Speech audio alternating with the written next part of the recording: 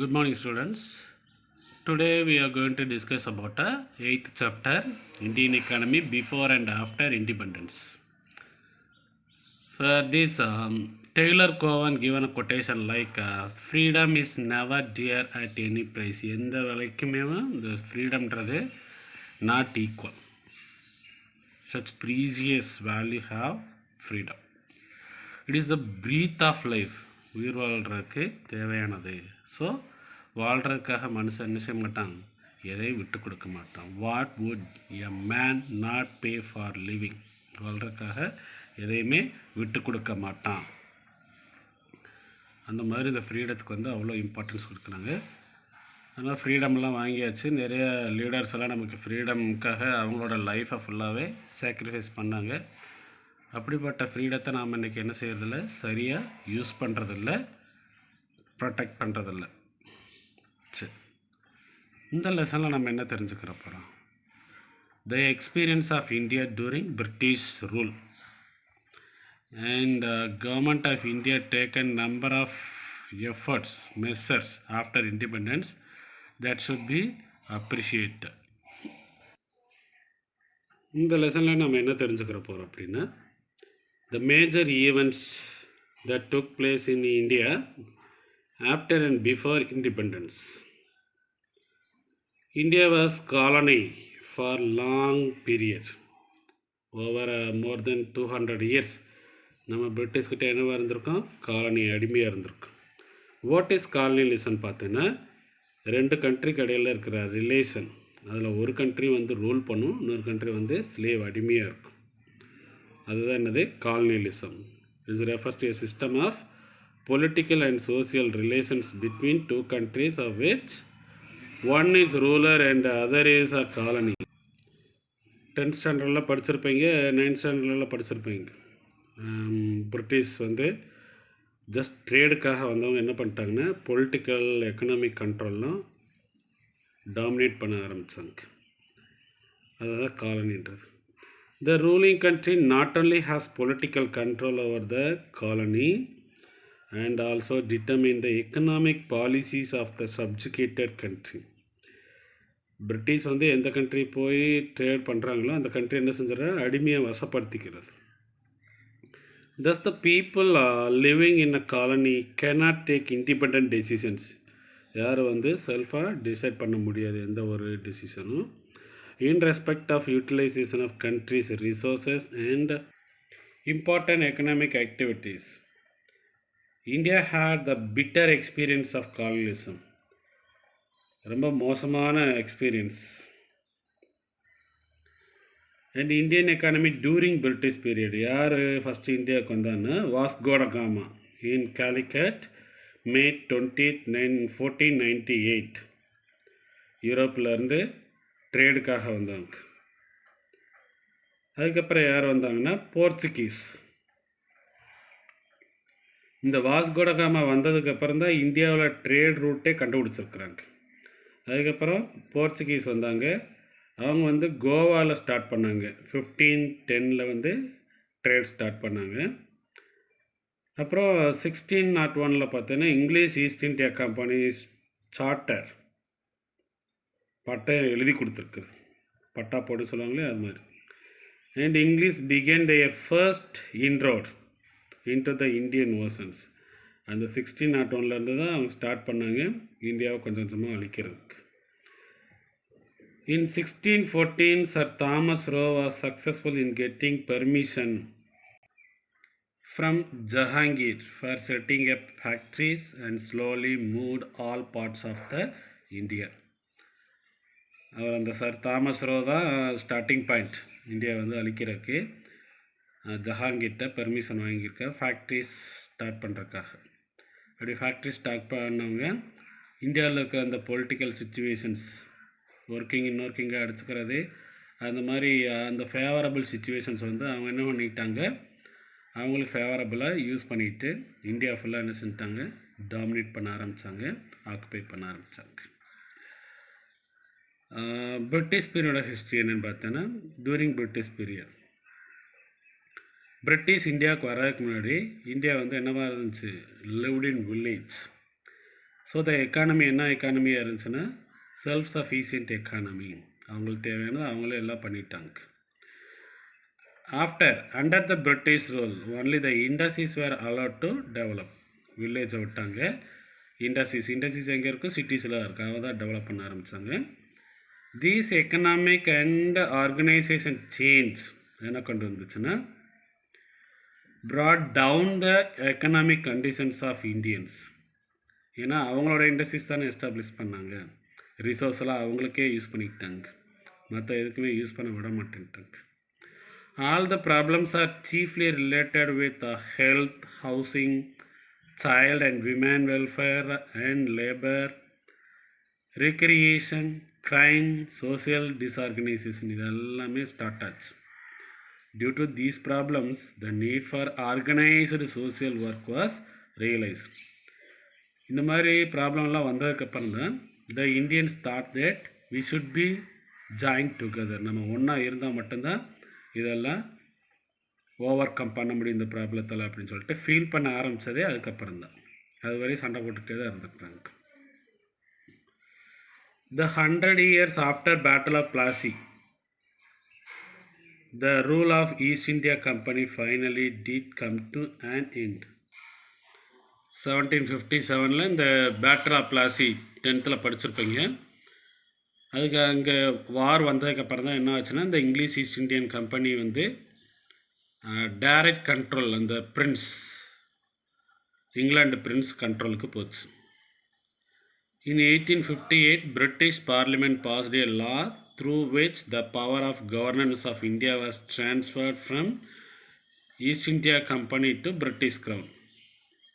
யார்கிட்டேருந்து யாருக்கு ட்ரான்ஸ்ஃபர் ஆச்சு? East India கம்பெனிலேருந்து பிரிட்டிஷ் கிரவுன் இளவரச இங்கிலாந்து ராணி கண்ட்ரோலுக்கு ஷிஃப்ட் ஆச்சு 1858.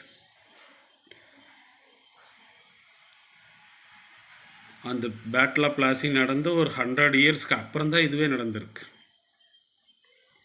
அதுவரை இந்த இங்கிலீஷ் ஈஸ்ட் இந்தியா கம்பெனி தான் ரூல் பண்ணிகிட்டு இருந்தாங்க.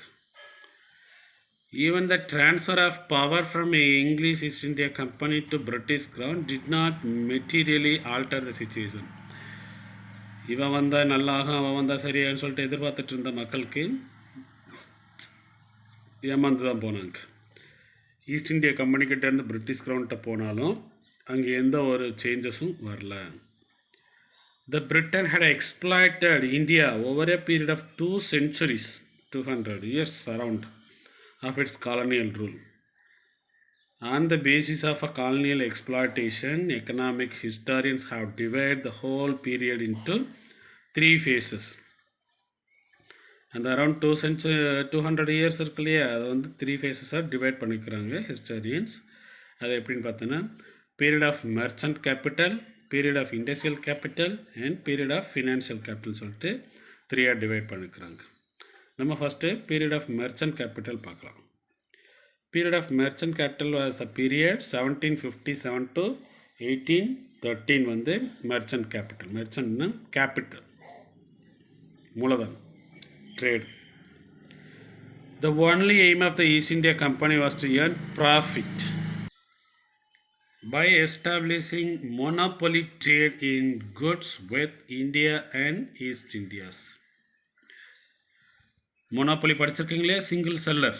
அது மாதிரி பிரிட்டிஷ் மட்டும்தான் இந்தியாவை ரூல் பண்ணணும். மற்ற எந்த கண்ட்ரி வந்தாலும் அவங்க கூட என்ன செஞ்சுருவாங்க, ஃபைட் பண்ணி ஒதுக்கிடுவாங்க. இந்தியா ஃபுல்லாகவே ஏர் கண்ட்ரோலில் இருந்துச்சு, பிரிட்டிஷ் கண்ட்ரோலில் தான் இருந்துச்சு. அந்த மாதிரி மோனோபொலி பவராக இருந்து ப்ராஃபிட் எக்ஸஸ் ஏர்ன் பண்ணாங்க.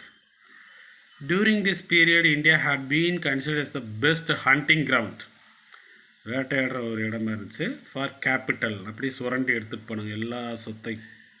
By East India company to develop whom the industrial capitalism is in Britain. இங்கிலாண்டில் இருந்த அந்த இண்டஸ்ட்ரீஸ் ஃபுல்லாக டெவலப் பண்ணுறதுக்கு இந்தியன் ரிசோர்ஸஸ் தான் சுரண்டி எடுத்துகிட்டு போனாங்க. நம்ம ஹிஸ்ட்ரியில் படிச்சிருப்போம்.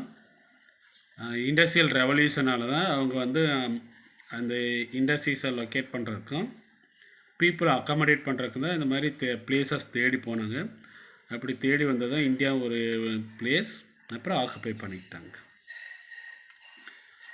When Bengal and South India came under the political shake of East India Company in 1750s and 1760s, the objective of monopoly trade was fulfilled. அவங்க என்ன எதிர்பார்த்துருந்தாங்க மொனோபொலி ட்ரேடுக்காக. இது எப்படி சக்ஸஸ் ஆச்சுன்னா, பெங்கால்ட்டையும் சவுத் இந்தியா ஃபுல்லாகவே ஈஸ்ட் இந்தியா கம்பெனி கண்ட்ரோலுக்கு வந்த இந்த 50-60 வந்ததுக்கப்புறம் அதோட அப்ஜெக்டிவ் வந்து சக்ஸஸ்ஃபுல்லாக ஆயிடுச்சு. The company administration, company the East India Company administration succeeded in generating huge surpluses which were repatriated to England. இந்தியாவில் கிடச்ச அந்த எக்ஸஸான ப்ராஃபிட் ரிசோர்ஸ்லாம் இருக்கு இல்லையா, அதெல்லாம் எங்கே கொண்டு போய் சேர்த்தாங்கன்னா அவங்களோட கண்ட்ரிக்கு போய் சேர்த்துக்கிட்டாங்க, இங்கிலாண்டுக்கு. அதுக்கு வந்து இந்த ஈஸ்ட் இந்தியா கம்பெனியோட அட்மினிஸ்ட்ரேஷன் ஹெல்ப் பண்ணுச்சு. above all, அதுக்கு முன்னாடி பார்த்தீங்கன்னா the Indian leaders link this problem of land revenue with that of a drain. அப்படி நம்மளோட வெல்த்தெல்லாம் அங்கே கொண்டு போய் சேர்க்கறதுனால எக்ஸஸாக இருக்குன்னு சொல்லிட்டு சேர்த்துக்கிட்டாங்க. ஆனால் இந்தியன்ஸ் லீடர்ஸ் வந்து என்ன அவங்களோட தாட் என்னென்னா, இது வந்து நம்மளோட ரெவன்யூ வந்து சுரண்டி எடுத்துகிட்டு போகிறாங்க அப்படின்னு சொல்லிட்டு கம்பேர் பண்ணி பார்த்தாங்க. Above all, the officers of a company were unscrupulous and corrupt. அந்த லீடர்ஸ் எப்படிப்பட்டவங்கள, அந்த இங்கிலாந்து ஆஃபீஸர்ஸ் எப்படி இருந்திருக்கிறாங்க, ஐஏஎஸ் ஆஃபீஸர்ஸ்லாம் இருப்பாங்களே, லிங்கா படம் பார்த்துருந்தேன்னா அதிலே தெரிஞ்சிருக்கும். அவங்க வந்து அன்ஸ்க்ரூப்லஸ், நேர்மை இல்லாதவங்களாகவும் கரப்ட் லஞ்சம் வாங்குறவங்களாம் இருந்துருந்துருக்குறாங்க.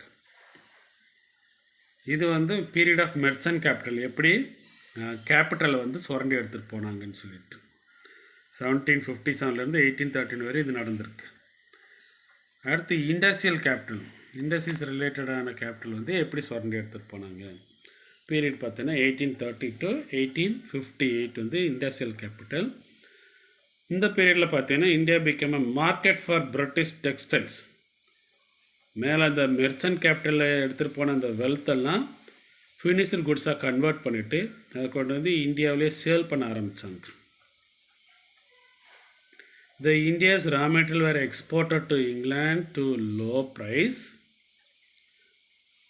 ரா மெட்டீரியலாக லோ ப்ரைஸ்க்கு எடுத்துகிட்டு போயிட்டு அந்த ஃபினிஷ் டெக்ஸ்டைல் கமாடிட்டிஸ் எல்லாம் ஹை ப்ரைஸில் கொண்டு வந்து இந்தியாவில் சேல்ஸ் பண்ணாங்க.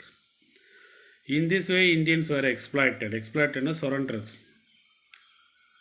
கம்மியாக கொடுத்துட்டு நிறைய எடுத்துக்கிறது.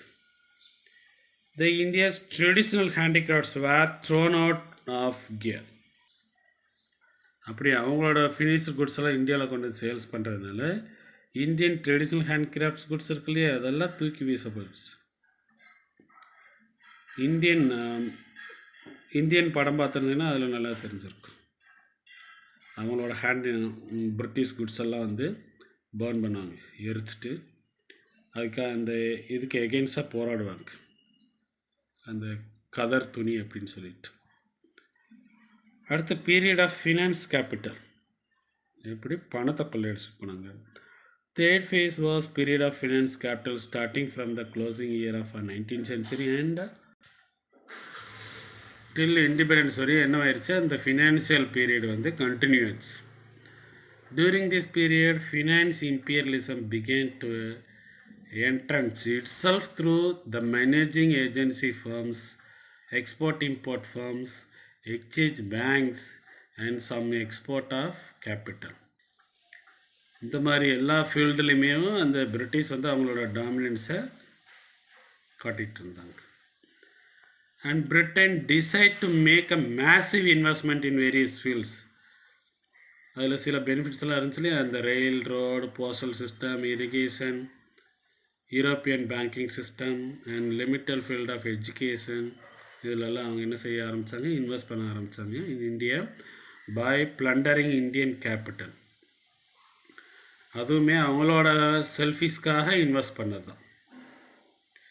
இந்த ரயில் ரோடெலாம் பார்த்தீங்கன்னா இந்தியா வந்து வெயில் அதிகமாக இருக்கு இல்லையா, அந்த சீசன் டைமில் பார்த்தீங்கன்னா ஹில் ஸ்டேஷன் போகிறதுக்காக ரயில் கன்ஸ்ட்ரக்ஷன் நடந்துச்சு. ஊட்டி, கொடைக்கானல் அந்த பக்கம்லாம் போகிறதுக்காக, ஏற்காடு.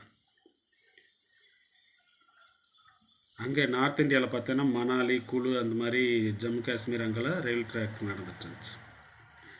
அப்புறம் railways construction policy of the British lead to unimaginable as well as uneconomic. நீதி நியாயம் இல்லாத மாதிரி பண்ணிகிட்டு இருக்காங்க. இந்தியாவோட வெல்த்தெல்லாம் கொள்ளையடிச்சிட்டு போகிறதுக்காக. அப்புறம் poor Indian tax payer had been compelled to finance for the construction of railways. இந்த ரயில் ரோடு இதுக்கெல்லாம் கன்ஸ்ட்ரக்ஷனுக்காக இந்த இந்தியன் டேக்ஸ் பேயர்ஸ் இருக்காங்களா, ஆல்ரெடி அவங்க புவராக இருக்காங்க, அவங்ககிட்ட கம்பல் பண்ணி என்ன செஞ்சாங்க, நிதி கொடுங்கன்னு சொல்லி கேட்டாங்க, ஃபினான்ஸ் பண்ணுங்கன்னு கேட்டுருக்காங்க. The political power was handed over to the British government by the East India Company in 1858. அப்புறம் பார்த்தீங்கன்னா இந்த இங்கிலீஷ் ஈஸ்ட் இந்தியா கம்பெனி வந்து 1858 பிரிட்டிஷ் கவர்மெண்ட் கண்ட்ரோலில் வந்து பவராக ஹேண்ட் ஓவர் பண்ணிட்டாங்க. அது வரையும் இந்த மாதிரி எக்ஸ்பிளான்டேஷன் நடந்துட்டு தான் இருந்துச்சு. அதுக்கப்புறமும் கண்டினியூ ஆகிட்டு தான் இருந்துச்சு டில் த இண்டிபெண்டன்ஸ். எப்படி வந்து இந்தியன் ஹேண்டிகிராஃப்ட்ஸ் வந்து டிக்ளைன் ஆச்சு அப்படின்றத பார்க்கலாம். The Indian handicraft product had world wide market. நம்மளோட பட்டு துணி, அந்த ஸ்பைசஸ், இதுக்காக தான் நிறைய ட்ரேடெலாம் நடந்துட்டு இருந்துச்சு. The Indian export consisted chiefly of hand weaved cotton and silk fabrics, calicos, artistic wares, wood carving. அந்த காலிகாஸ்ன்ற என்னென்னா பெட் ஸ்ப்ரெட், பட்டுலேயே செஞ்சுருப்பாங்க, பருத்தி துணியில் செஞ்சுருப்பாங்க. த்ரூ டிஸ்கிரிமினேட்டிங் டேரிஃப் பாலிசி, டேரிஃப்ன்ற டேக்ஸு, டிஸ்கிரிமினேட்டிங் டிஃப்ரென்ஸ் இந்தியன் குட்ஸுக்கு பிரிட்டிஷ் குட்ஸுக்கு. எதுக்காக இந்தியன் குட்ஸ் மேலே அதிகமாக டேக்ஸ் போட்டு இந்தியன் ஹேண்டிகிராஃப்ட்ஸ் குட்ஸை வந்து அழிக்கிறதுக்காகவே அப்படி பண்ணாங்க. டெஸ்ட்ராய்ட் த ஹேண்டிகிராஃப்ட்ஸ் பர்பஸ்ஃபுல்லாகவே பண்ணாங்க. With the disappearance of nawab and kings there was no one to protect Indian handicrafts. Nawab kings தானே இந்தியாஸை ரூல் பண்ணிகிட்டு இருந்தாங்க. அவங்க போனதுக்கப்புறம் யாருமே அதை ப்ரொடெக்ட் பண்ண முடியல இந்தியன் ஹேண்டிகிராஃப்ட்ஸை. Indian handicraft products could not compete with machine made products. Indian handicrafts goods வந்து ரஃப் அண்ட் டஃப்பாக இருக்கும், ஹார்டாக இருக்கும். ஆனால் அவங்க மிஷினில் செய்கிறது வந்து சாஃப்டாக சிம்பிளாக இருக்கும். பீப்புள் வந்து அதை தான் லைக் பண்ண ஆரம்பித்தாங்க. And the introduction of railways in India increase the domestic market for the British goods. இந்த ரயில்வே கன்ஸ்ட்ரக்ஷன் எதுக்காக மெயினாக பண்ணாங்கன்னா பிரிட்டிஷ் குட்ஸை வந்து சீக்கிரம் ட்ரான்ஸ்போர்ட் பண்ணுறதுக்காக. அதனால் பிரிட்டிஷ் குட்ஸ் வந்து இந்தியன் மார்க்கெட்டில் அதிகமாக கிடைக்கிறதுக்கான சான்சஸ் வந்துச்சு. ஸோ இந்தியன் ஹேண்டிகிராஃப்ட்ஸ் குட்ஸ் வந்து என்ன ஆயிடுச்சு, டவுன் ட்ரெண்ட் ஆயிடுச்சு.